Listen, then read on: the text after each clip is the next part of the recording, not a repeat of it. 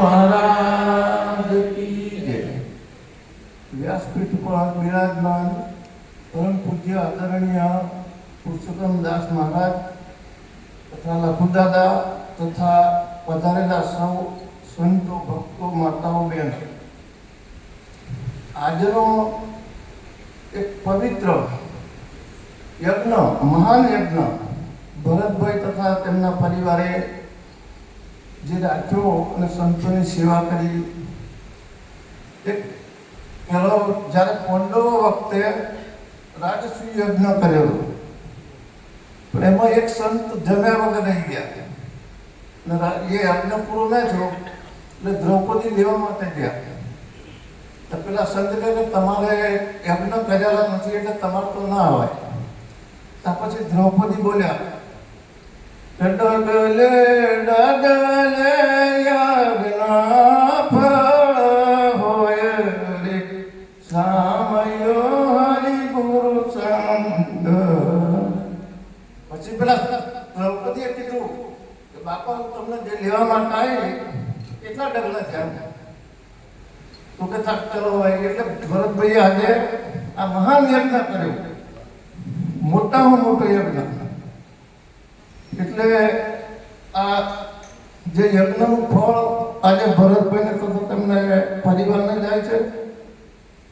પેલા બાપુજીએ વાત કરી કે ભાઈ કેમ આપણામાં દેખાતું નથી અને એ થતું એનું કારણ શું? પણ આપણને ગુરુ મહારાજે એક કળા આપી છે બોધમાં, એક કળા આપી, પણ આપણે એ કળાને વાપરતા નથી. આપણને રમવા માટે મોકલ્યા કે ભંભા.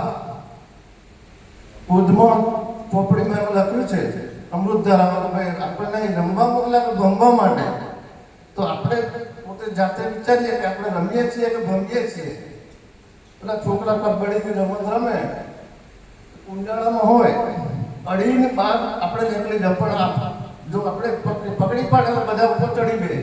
એમ આપણા ઉપર આ જો દુશ્મન બહારના જે છે એ આપણા પર આપણે એ કરીએ તો આપણા પર ચડી ગયે બધા. એટલે આપણે એનું ધ્યાન રાખવું પડે. પછી બાપુએ એ પણ કીધું કે આપણા ભાઈ મન આપણે જે મન કેમ કાબુ નથી? તો આપણને હથિયાર આપ્યું છે, સતનામ રૂપી હથિયાર, પણ એ સતનામનો ઉપયોગ આપણે કરતા નથી. કમરે આપણે હથિયાર બોધ્યું હોય અને આપણને યાદ ના હોય તો એ હથિયાર પછી આપણા કામમાં કરવું પણ એનો ઉપયોગ કરવો પડે. ઉપયોગ કરતા નથી, એ યાદ નથી રહેતું.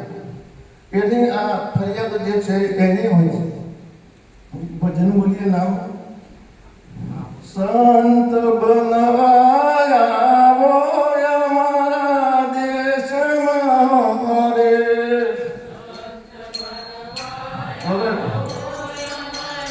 હીરો પછી આ હીરો સંત બનવા